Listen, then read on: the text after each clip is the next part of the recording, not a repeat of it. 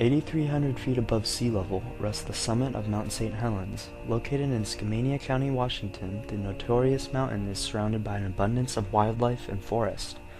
Amongst its neighbors are also several other large mountains which combine to make up the Cascade Mountain Range.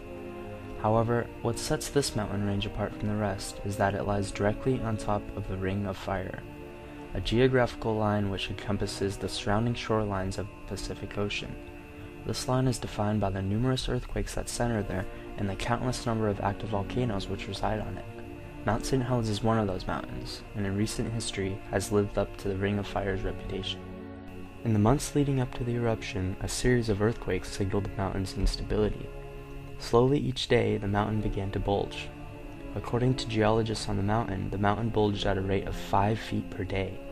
This raised several warning flags and sparked a large evacuation movement.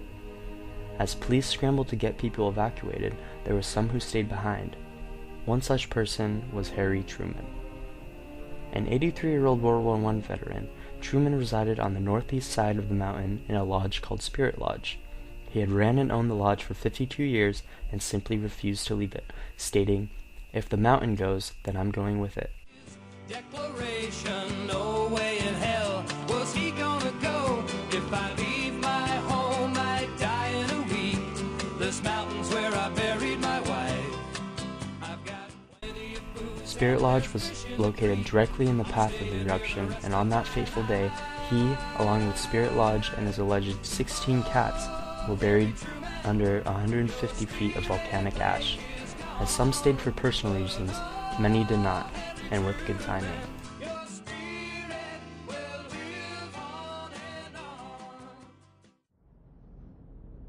On May 18, 1980, a 5.1 magnitude earthquake shook from deep within the mountain. At precisely 8:32 a.m., Mount St. Helens exploded in an enormous eruption which sent ash and rock nearly 16 miles into the atmosphere. The earthquake triggered a landslide that resulted in the entire northeastern part of the mountain literally sliding off. Approximately 500 million tons of rock and ash were believed to be moving at speeds rated at hundreds of miles per hour. As nearly half of the mountain slid away, enormous pressure that had built up released at a sideways trajectory, accelerating the rock, ash, and magma as it devoured the surrounding forest. With temperatures reaching 700 degrees Fahrenheit, all trees and wildlife were completely obliterated.